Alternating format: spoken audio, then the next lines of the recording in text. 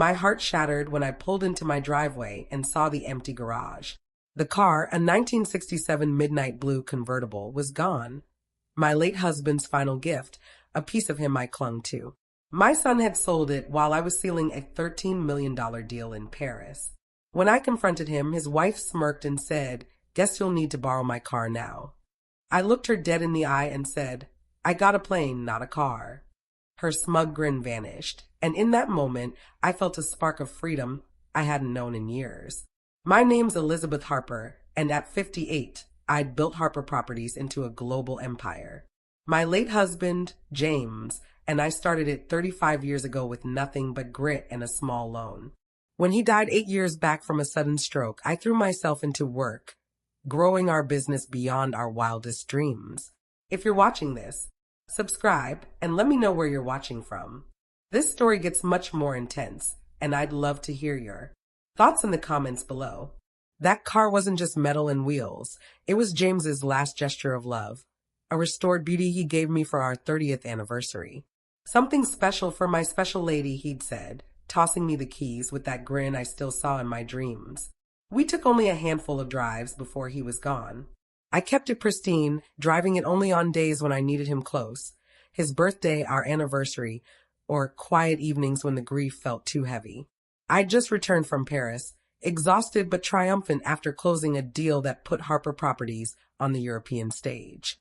I'd planned to surprise my son, Nathan, and his wife, Sophia, with the news over dinner. But the empty garage stopped me cold. Maybe it's in the shop, I told myself, brushing off the unease. Nathan sometimes handled maintenance for me when I traveled, a rare thoughtful gesture. Inside, the house felt wrong. A shopping bag with a Tahiti logo sat on the counter, next to sunglasses I didn't recognize. Voices drifted from the backyard. I stepped onto the deck and found Nathan and Sophia by the pool, her skin glowing with a fresh tan, him halfway through a pile of empty beer cans. "Mom," Nathan jumped up, spilling beer on his shirt. "You're back early." I explained I'd caught an earlier flight, the deal done faster than expected. Sophia barely looked up, waving lazily from her lounge chair. "Hey, Elizabeth." 3 years married, and she still called me by my first name. Never anything warmer. I asked about the car, my voice tight. Nathan ran a hand through his hair, a nervous habit from childhood. "We need to talk about that," he started.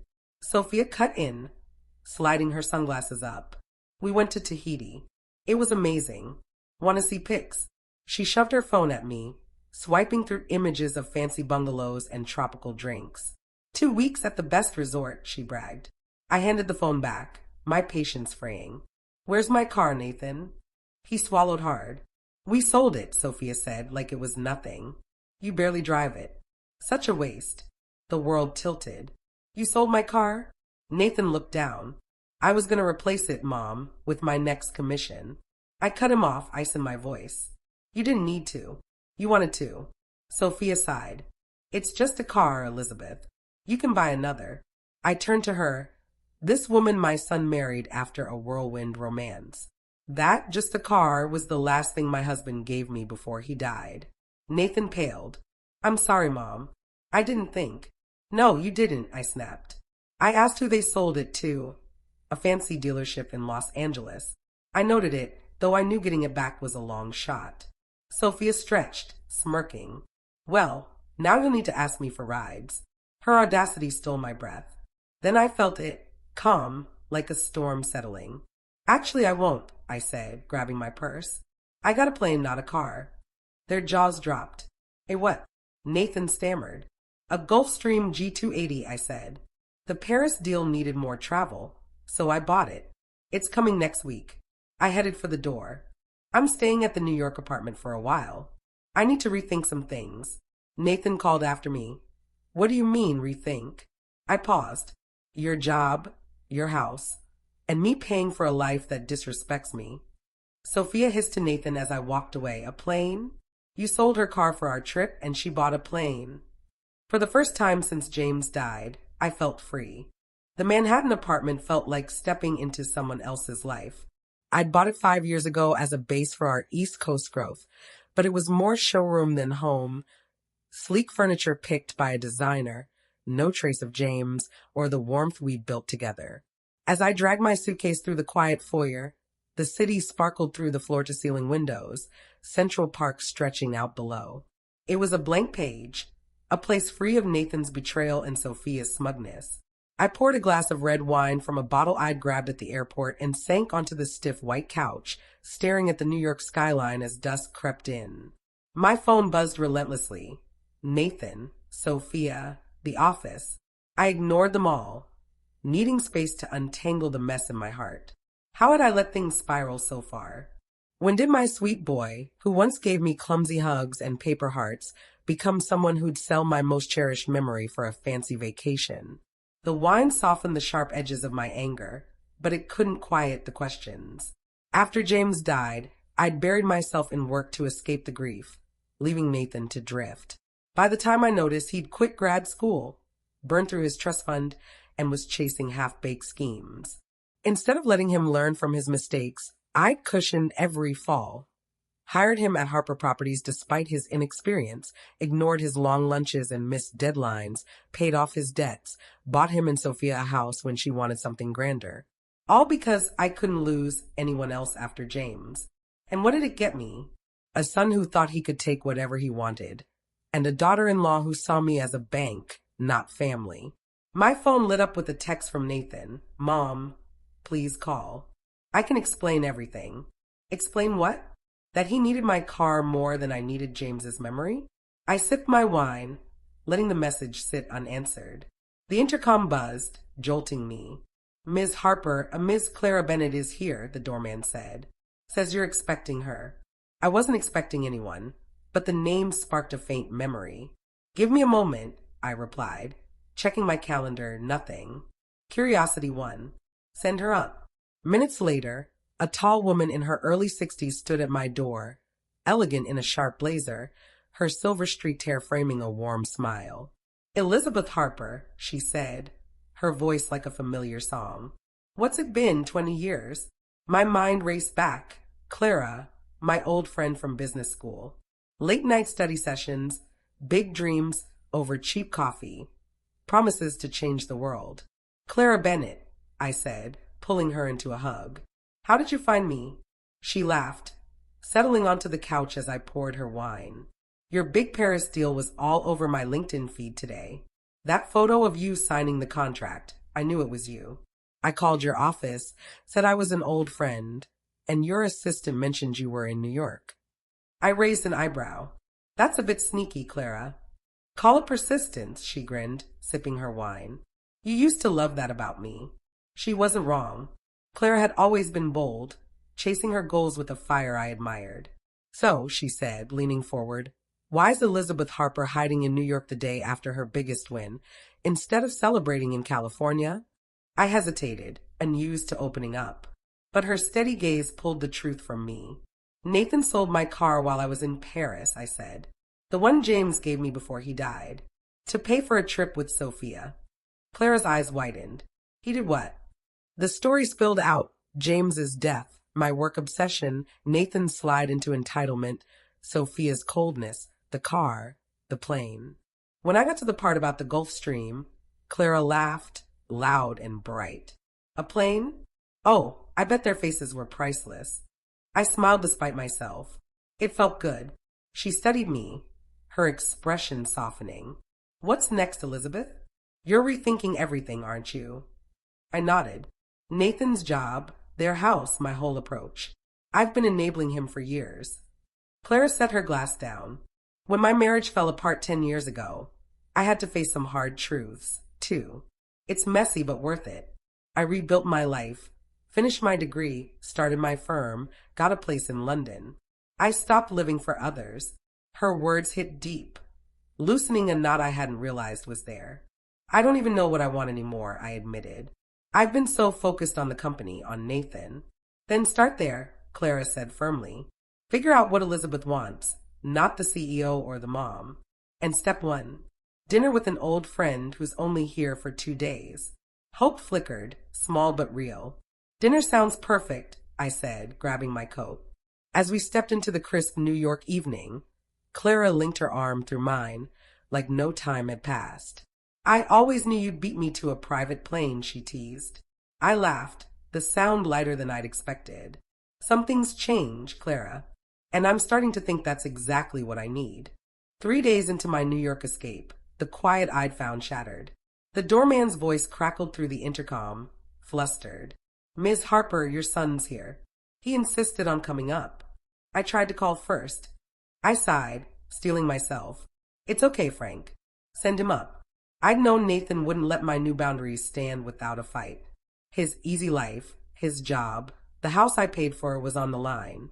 When I opened the door, he looked wrecked. Hair messy, eyes red, clothes crumpled like he'd slept in them on the overnight flight. Mom, thank God, he said, relief flooding his voice. You're not answering my calls. I'm fine, I said, my tone cool, stepping back to let him in. He shuffled inside, glancing around like he expected to find some crisis explaining my silence. Finding nothing, he turned to me, confusion etched on his face. What's going on? You vanish. Ignore me, cancel meetings. This isn't you. I leaned against the closed door, arms crossed. Or maybe it's not what you're used to from me. His brow creased. If this is about the car, it's about everything the car stands for, I cut in. Your entitlement, your disrespect, your assumption my things are yours to take. That's not fair, he protested, raking a hand through his hair. I messed up once. I laughed, the sound sharp and bitter. Selling my car wasn't one mistake, Nathan. It's years of you taking without asking and me letting you. He shifted, uncomfortable. I said I'm sorry. I'll fix it. I called the dealership, but the car's gone to some collector in France. I'm trying to track it down. That's not the point, I said, moving past him to the living room. You can't fix this with money or apologies. Some things break for good. His face paled. What are you saying? You're scaring me. Good, I said, standing tall. You should be scared. I've made decisions that change your life. What decisions? His voice shook. You're on unpaid leave from Harper Properties, effective now. I've named Emily Wong interim COO. Emily, he sputtered. My assistant? Your former assistant, I corrected. Who's been covering your mistakes for 2 years? The board backed her promotion this morning. He sank onto the couch, stunned. You can't do this. I'm your son. Exactly why I should have expected more from you, not less, I said, my voice steady despite the ache in my chest. You've coasted on my name, my money, my guilt. No more. His eyes widened. The board voted without me? You were removed from the board yesterday, I said. Your spotty attendance and lack of preparation made it easy. He stared at me like I was a stranger. The pain of it cut deep, but I pressed on. There's more. I'm evicting you and Sophia from the guest house. You have 30 days to find somewhere else. You're kicking us out? His voice cracked. Where are we supposed to go? How do we pay for it with no job? Figure it out, I said. Most people manage without their mom footing the bill. He stood, anger flaring. This is about Sophia, isn't it? You've never liked her. This isn't about her, I said, though her attitude hadn't helped. It's about me realizing I've hurt you by helping too much. Real love means letting you face your choices. Real love, he scoffed. This is love? Ruining my career. Making us homeless?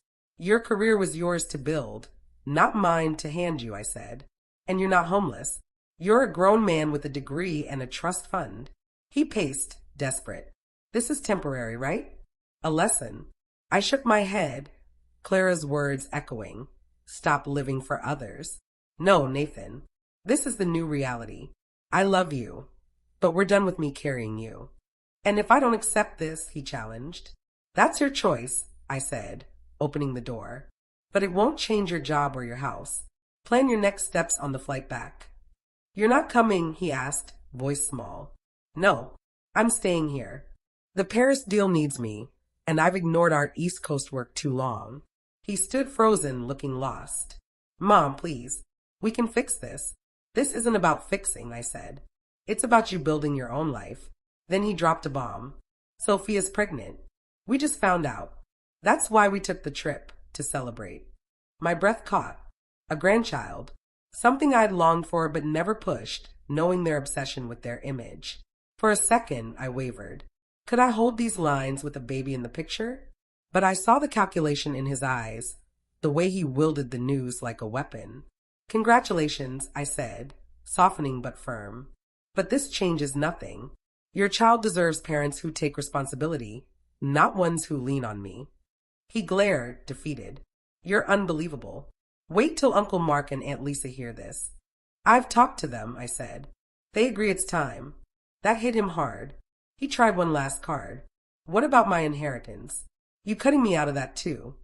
That depends on you, I said, gesturing to the elevator. On who you choose to be. He left, and I shut the door, tears spilling. It was right, but it hurt like hell. I loved Nathan, but love without boundaries wasn't love. It was enabling. A text from Clara came through. How'd it go with Nathan? He played the baby card, I replied.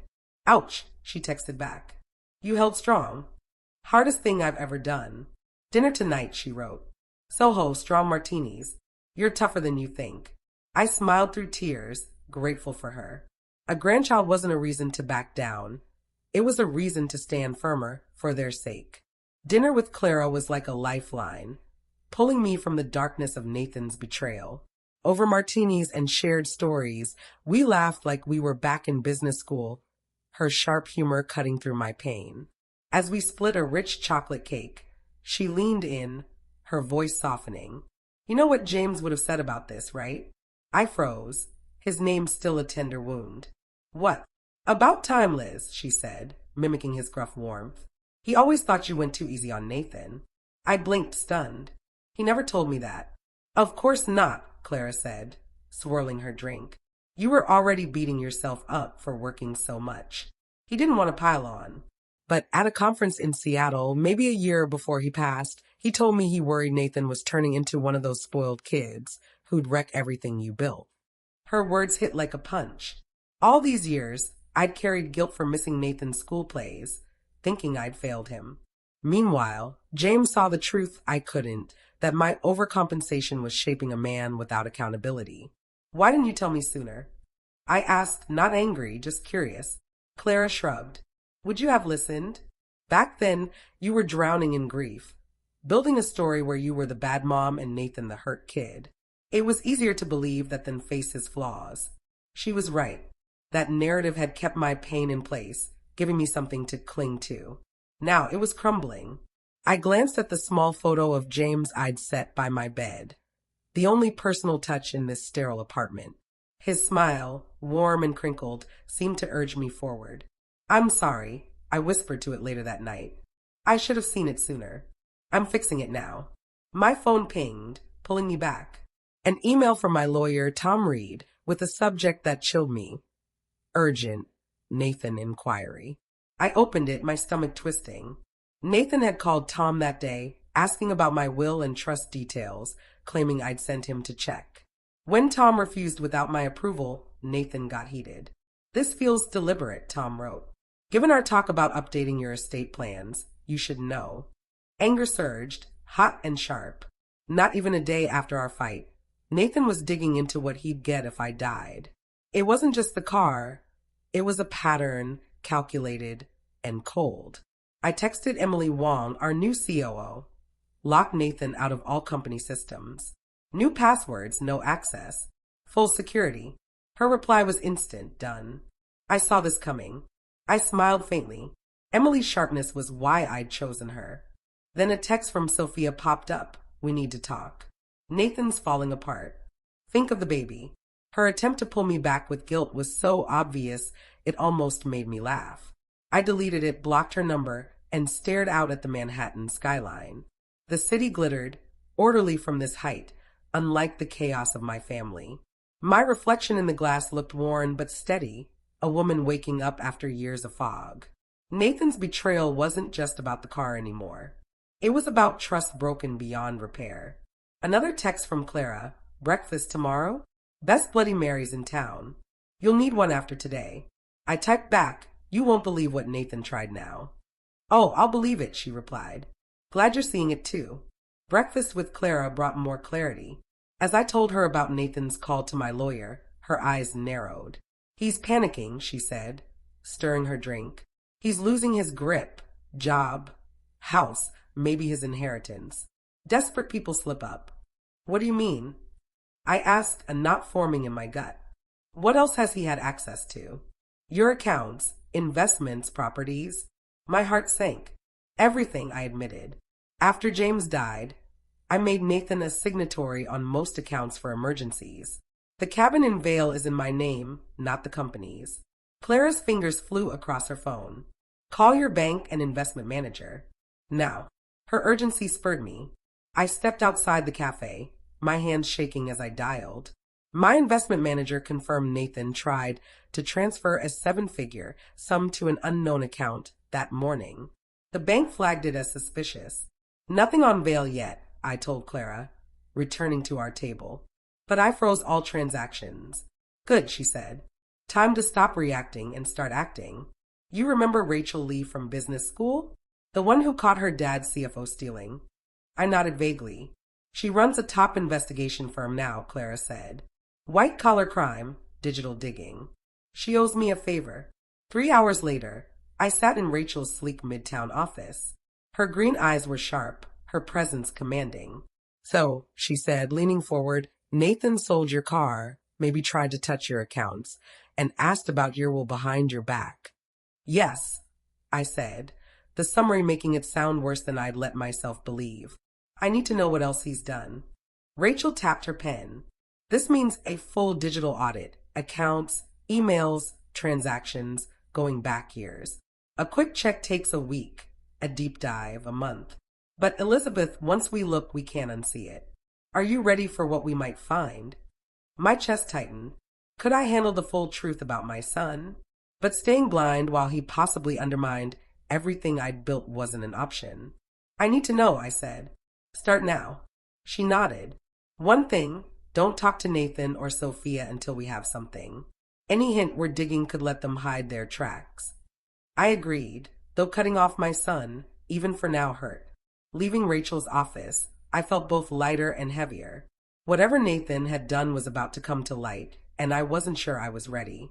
The week crawled by, each day heavy with waiting.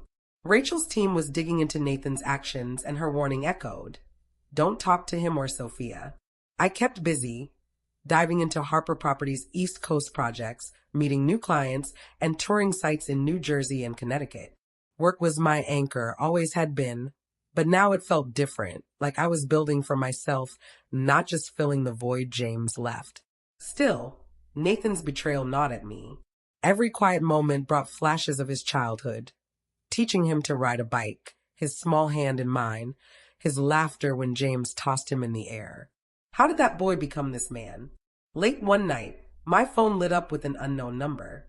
I almost ignored it, but something made me answer. Elizabeth Harper, a man's voice asked, polished but cautious. This is Vincent Moreau, a car collector in Paris. I believe I have something of yours. My heart stopped. The 1967 convertible? Yes, he said. I bought it from a Los Angeles dealer last week. Then I saw your Paris deal online, and the name Harper rang a bell. The car's paperwork mentioned you as the prior owner. I thought you'd want to know. I gripped the phone, emotions crashing together, relief, anger, hope. That car was my late husband's gift. My son sold it without my consent. Vincent paused. That's unfortunate. I'd like to return it to you, but I paid a significant sum. I'm not a charity. I'll buy it back, I said instantly. Name your price. He chuckled softly. You're direct. I like that. I'm in New York tomorrow for an auction. Meet me at the Waldorf Astoria, 2 p.m. We'll discuss terms. I agreed, my mind racing. Was this a chance to reclaim a piece of James, or another twist in this mess? The next day, I arrived at the Waldorf's elegant bar, spotting Vincent easily, tall, silver-haired, in a tailored suit that screamed old money. He stood, offering a warm handshake. Ms. Harper, a pleasure. Your reputation precedes you. We sat, and he slid a folder across the table. Photos of my car, gleaming under soft lights, its curves as familiar as James's handwriting. It's in pristine condition, Vincent said. I paid $250,000. I'd sell it back for the same, no profit. I studied him. Why not ask for more? You could. He smiled faintly. I collect for love, not greed. This car means more to you than to me. My late wife had a necklace I'd do anything to retrieve. I understand sentiment. His honesty disarmed me. Deal, I said. I'll wire the funds today. There's one condition, he added, leaning forward. Tell me its story. Not the car's specs, the real story. I hesitated. Then let it spill. James's gift, our drives, his death, Nathan's betrayal. Vincent listened, his eyes softening. My wife passed 3 years ago, he said when I finished. Cancer. I'd have given anything for one more drive with her. We sat in silence, bound by shared loss. The car's yours, he said finally. I'll have it shipped from Paris next week. I thanked him, my voice thick. As he left, I felt lighter, like a piece of my heart was coming home. But Rachel's call that evening yanked me back to reality.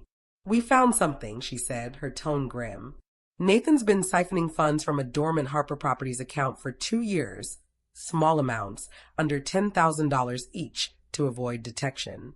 Totals over $200,000.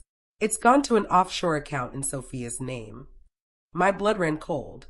Sophia. Yes, Rachel said. We traced her emails. She's been pushing Nathan to take more, faster. There's also a draft contract for the Vale cabin, forged with your signature, listing it for sale. Nathan initiated it last week. I sank onto my couch, the betrayal slicing deeper.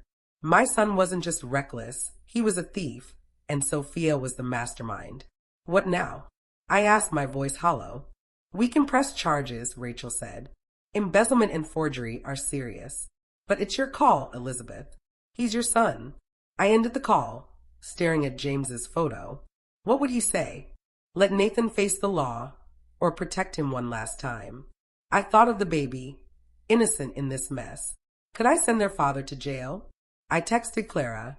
Nathan stole $200,000. Sophia's behind it. They tried to sell Vale. Her reply was instant, meet me at my hotel. You're not facing this alone. An hour later, we sat in her suite, a bottle of whiskey between us. This is bigger than the car, Clara said, pouring. They've been playing you for years. I know, I said, the truth settling like lead. But the baby, Clara's eyes softened. That's why this hurts. You want to protect that kid, but you can't protect Nathan from himself. Or Sophia. Jail feels too far, I admitted. But letting them walk feels wrong, too. Then don't choose yet, Clara said. Get the car back, secure your assets, and let Rachel keep digging. Knowledge is power. She was right. I couldn't rush this. The car was a step toward healing, but Nathan and Sophia's actions demanded justice. I called my bank, removed Nathan from all accounts, and updated my will with Tom, naming a new executor, Emily. Then I emailed Vincent, confirming the wire transfer. His reply was kind. The car will be in California by next week. Take care, Elizabeth. As I lay in bed, the city humming outside, I felt a shift. I wasn't just reclaiming James's gift, I was reclaiming myself. The car arrived in California exactly as Vincent promised, gleaming under the sun at a secure storage lot near my coastal estate. I flew back from New York to see it, my heart pounding as I ran my fingers over its midnight blue curves. It was like touching James again, his warmth, his laugh, the way he'd hum off-key to old rock songs on our drives. But the joy was fleeting. Rachel's investigation was closing in, and the truth about Nathan and Sophia was uglier than I'd imagined. Back in my home office, I sat with Emily Wong, who'd flown in to brief me. She spread documents across my desk, her face tight with concern. Rachel's team found more, she said. Nathan didn't just siphon funds. He and Sophia set up a shell company to funnel money from Harper Properties' smaller deals, ones you wouldn't notice. They've skimmed $1.2 million over 3 years. My stomach churned. A shell company? Nathan doesn't have that kind of cunning. Emily hesitated. Sophia does. Emails show she's been working with a shady accountant in Miami. Nathan signed off, but she's the brains. I stared at the papers, numbers blurring through my anger. My son, a pawn in his wife's scheme. There's more, Emily said softly. The Vale cabin sale wasn't their only attempt. They tried to list your Malibu rental property last month, using another forged signature. I gripped the desk, dizzy. The cabin, the car, now Malibu. Every piece of my life with James, they'd tried to cash in. Why didn't I see this? I whispered. Emily touched my arm, rare for her. You trusted him, Elizabeth. That's not a flaw. I wanted to believe her, but guilt clawed at me. I'd ignored Nathan's drift for years, thinking my money could fix his aimlessness. Now it was clear. Sophia had seen his weakness and twisted it. My phone buzzed, Rachel. I've got enough for charges, she said. Embezzlement, fraud, forgery. The evidence is airtight. But there's something else. Sophia's been in contact with a competitor, leaking details of your Paris deal. They're planning to undercut you. Betrayal piled on betrayal. A competitor? I asked, voice shaking. Global Estates, Rachel said. Sophia met their VP in Tahiti. We have photos. The room spun. Their celebration trip was a cover for sabotage. I thanked Rachel, hung up, and turned to Emily. Lock down the Paris deal. Triple check every contract, every partner. No leaks. Already on it, Emily said, her laptop open. I've got our team in Paris auditing everything. I nodded, grateful for her loyalty. And Nathan's access to the company, it's completely cut? Completely, she confirmed. He can't touch a thing.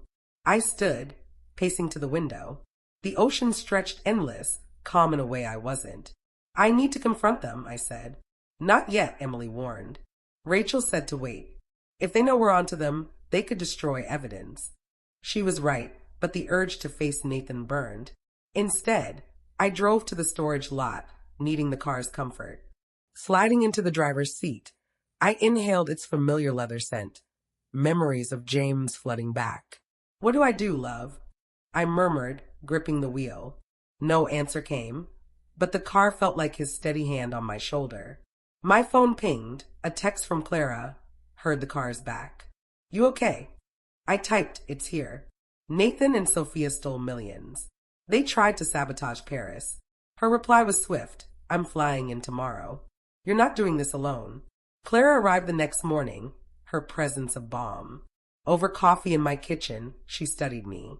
You look like you haven't slept in days. I haven't, I admitted. Every time I close my eyes, I see Nathan's face. Half the boy I raised, half a stranger. She squeezed my hand. You're allowed to grieve him, Elizabeth. But don't let it stop you. They've been playing a long game. You need to play smarter. She was right. I called Rachel, authorizing the deep dive to continue. Follow the competitor angle, I said. If Sophia's leaking to Global Estates, I want every detail. That afternoon, I met my lawyer, Tom, at his office. He laid out my options, press charges, which could mean prison for Nathan and Sophia, or handle it privately, demand repayment, cut them off entirely. Criminal charges will go public, Tom warned. It could hurt Harper Properties' reputation.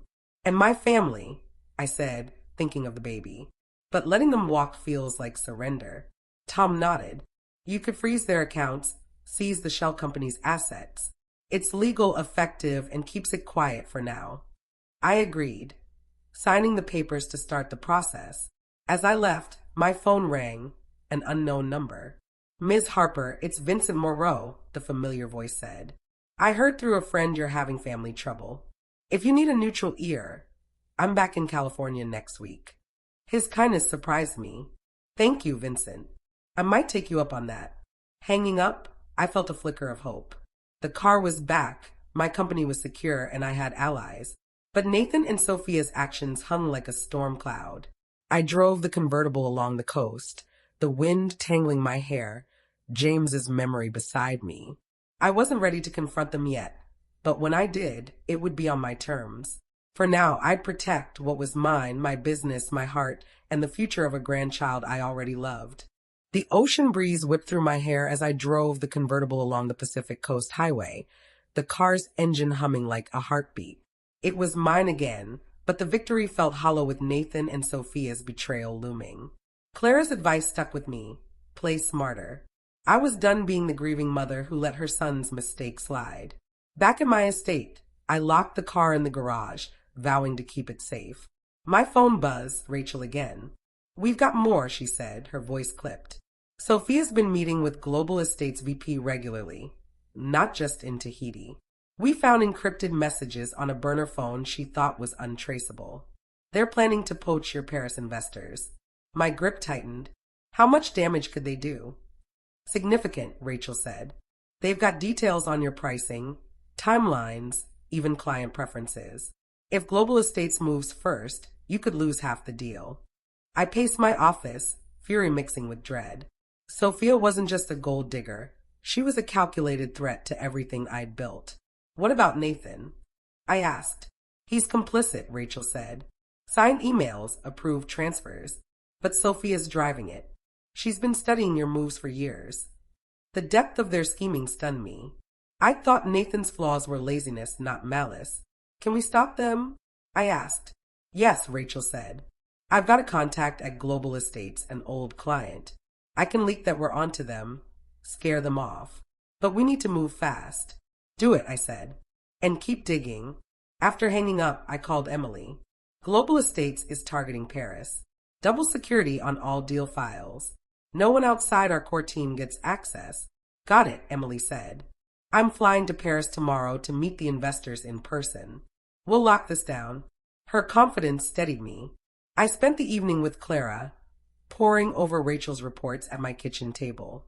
Sophia's smarter than I gave her credit for, Clara said, flipping through emails.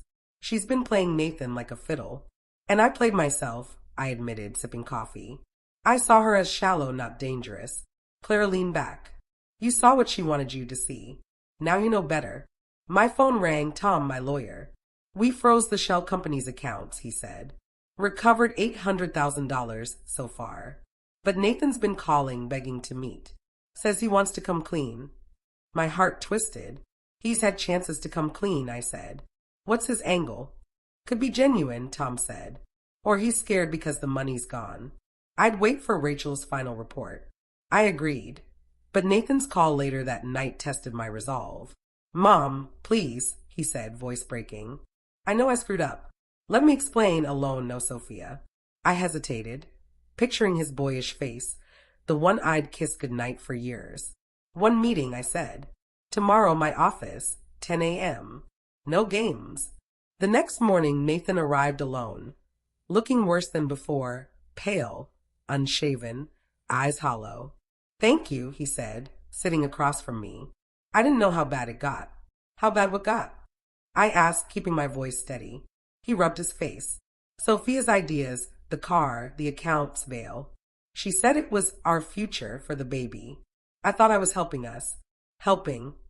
I snapped. You stole from me, Nathan. From the company your father and I built. I know, he said, tears welling. She made it sound easy, like you wouldn't miss it. I was stupid. I studied him, searching for the truth. Was this remorse or another play? Did you know about Global Estates? I asked. His eyes widened. What? No. Sophia said her meetings were for freelance work. Either he was lying, or Sophia had played him too.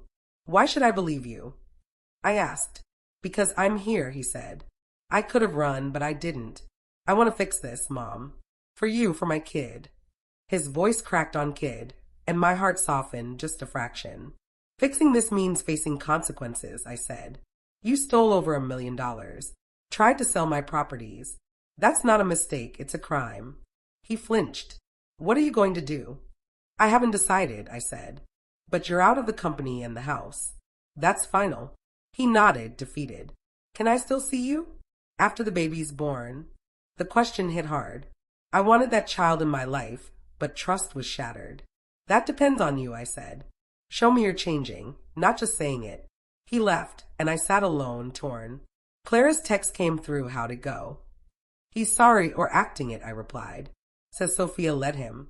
Believe him when he proves it, she texted back. Dinner tonight? I smiled faintly. Need it. That evening, Rachel called with an update. Global Estates backed off, she said. My contact leak we're investigating, and they're cutting ties with Sophia. But we found one more thing. A bank account in the Caymans, $300,000 in Nathan's name alone. My breath caught. So Nathan wasn't just Sophia's pawn. Keep it locked, I said. I need time. As I hung up, the weight of it all pressed down.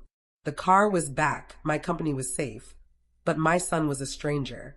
I drove to the cliffs, parked, and stared at the ocean, James's memory in the seat beside me. I wasn't ready to lose Nathan forever, but I couldn't save him either. The baby deserved better, better than him, better than me. I'd fight for that. The sun dipped low over the Pacific, painting the sky in fiery oranges as I sat in the convertible, its leather seat warm beneath me. James's presence lingered in the hum of the engine, but the weight of Nathan's actions pressed heavier. The Cayman account in his name, $300,000, untouched by Sophia, shattered any hope he was just her puppet. I'd wanted to believe his tears, his plea to fix things, but the evidence told a different story. My phone buzzed, pulling me from my thoughts. It was Vincent Moreau, the car collector, true to his word about checking in. "Elizabeth, I'm in town," he said, his voice steady. "Care for a coffee? I sense you could use a friend." His kindness felt like a lifeline. "Yes," I said. "Tomorrow morning, my place." The next day, Vincent arrived, his easy smile softening the tension in my kitchen. As we sipped coffee, I shared the latest, Nathan's solo account, Sophia's leaks to global estates, the forged property sales. He listened quietly, his eyes thoughtful. "My son went through a rough patch," he said finally. "Not like this, but he tested me. I learned you can love someone and still let them fall. How did you decide where to draw the line?" I asked, desperate for clarity. "I asked myself what was best for his soul, not just his life," Vincent said. "Sometimes, consequences are the only way they grow." His words stayed with me as I drove to meet Rachel later that day. Her office was a hive of activity, papers and laptops scattered across her desk. "We've got everything," she said, sliding a thick folder toward me. "Nathan and Sophia's shell company, the forged contracts, the global estates leaks, enough for felony charges. We also traced the Cayman account. Nathan opened it a year ago, before Sophia's bigger schemes. He's been skimming bonuses meant for junior staff." My heart sank. Not just me, but my employees, people who trusted me. "And Sophia?" I asked. "She's been planning to jump to global estates," Rachel said. "They promised her a VP role if she delivered your Paris deal. We have her emails plotting to take Nathan with her." The betrayal cut deeper, a knife twisting. Nathan wasn't just complicit, he was an active player, hiding money, undermining my team. "What's my next move?" I asked, my voice steady despite the storm inside. "You've got 3 paths," Rachel said. "Press charges, and they both face prison. Sue civilly for damages, recover what's left, and keep it quiet. Or confront them privately, demand repayment, and cut contact." I leaned back, the options swirling. Prison would ruin Nathan, maybe forever, and hurt the baby. A lawsuit might save my company's reputation, but drag our family's name through the mud. Cutting them off felt right, but too easy. They'd face no real consequences. "There's one more thing," Rachel added. "Sophia's been shopping for lawyers. She knows we're close. If you don't act soon, she might bolt." That decided it. I couldn't let Sophia control the narrative. "Set up a meeting," I said. "Tomorrow, my office. Nathan, Sophia, Tom, and you. I want this done face to face." Rachel nodded. "Smart. We'll have security on standby." That night, Clara came over, bringing takeout and her sharp insight. "You're confronting them?" she asked, digging into fried rice. "Yeah," I said, poking at my food. "I need to see their faces, hear their excuses." "Be ready," Clara warned. "Sophia's slippery and Nathan's desperate. They'll try to twist it." "I know," I said, "but I'm done being played." The next morning, my office felt like a courtroom. Nathan and Sophia sat across from me, Tom and Rachel flanking my sides. Sophia's cool mask was gone. She looked tense, her eyes darting. Nathan wouldn't meet my gaze. "You know why you're here," I started, my voice calm but firm. "You stole $1.2 million from my company, forged my signature to sell my properties, and leaked my Paris deal to global estates." Sophia's face hardened. "You can't prove that." Rachel slid the folder across the table. "We can. Bank records, emails, contracts. Your burner phone wasn't as hidden as you thought." Nathan's head snapped up. "Sophia, you said—" "Shut up," she hissed, cutting him off. I turned to Nathan. "You opened a Cayman account. Stole from my staff. Don't blame her for that. He paled, stammering. I thought it was for us, for the baby. Enough, I said, my voice rising. You both betrayed me, your father's legacy, and this company. I could send you to prison, but I'm giving you one chance. Sophia's eyes narrowed. What chance? Repay every cent, I said. $1.2 million, plus interest. Sign confessions admitting your actions. Leave Harper Properties in California. If you don't, I press charges. Nathan's voice broke. Mom, please. The baby's why I'm offering this, I said. I want my grandchild to have parents who learn from their mistakes, not repeat them. Sophia stood, defiant. You won't send us to jail. It'll ruin your precious reputation. Try me, I said, staring her down. You've got 48 hours to decide. They left, Nathan trailing Sophia like a lost puppy. Rachel nodded approvingly. You were fierce. Tom agreed. If they don't comply, we're ready to file. I drove home, the convertible's rumble grounding me. James's photo sat on my nightstand, his smile steady. I did it, I whispered. For us, for the baby. But as I lay in bed, doubt crept in. Would they run? Fight? Or finally face the truth? I'd know soon. The 48 hours ticked by like a slow fuse, each minute stretching with anticipation. I buried myself in work, flying Emily to Paris to seal the deal personally, her updates a lifeline amid the chaos. Global Estates had backed off completely, their VP issuing a vague apology through channels, but the victory felt bittersweet. Back in California, Clara stayed close, her presence a steady anchor as I waited for Nathan and Sophia's decision. My phone finally rang on the deadline evening. Nathan. We'll sign, he said, his voice flat, defeated. No prison. Relief mixed with sorrow. My office. Tomorrow at 9, I said. Bring Sophia. The next morning they arrived. Sophia's defiance cracked, Nathan's eyes downcast. Tom laid out the papers, confessions detailing every theft, every forgery, every leak. They signed without a word, their hands shaking. The repayment plan, Tom said, sliding another document. $1.2 million plus interest, monthly installments. Default, and we file charges. Sophia's lips thinned. How are we supposed to pay without jobs? Find ones, I said cold. Leave California by month's end. I've frozen your accounts until the first payment clears. Nathan looked up, tears streaking his face. Mom, I'm sorry. For everything. I know I broke us. His words pierced, but I held firm. Sorry isn't enough, I said. Changes. Get help, Nathan. For the baby's sake. Sophia stood, grabbing her copy. You isn't over, she muttered. It is for you, Rachel said, her tone final. We'll be watching. They left, and the room fell silent. Tom gathered the papers. You did the right thing, Elizabeth. Mercy with accountability. I nodded, but inside, grief churned. I'd saved my son from prison, but lost the boy I knew. Claire met me for lunch, her hug tight. Proud of you, she said. Now live for you. Vincent called that afternoon, offering congratulations on the Paris close. The car brought you luck, he teased. I laughed, light for the first time in weeks.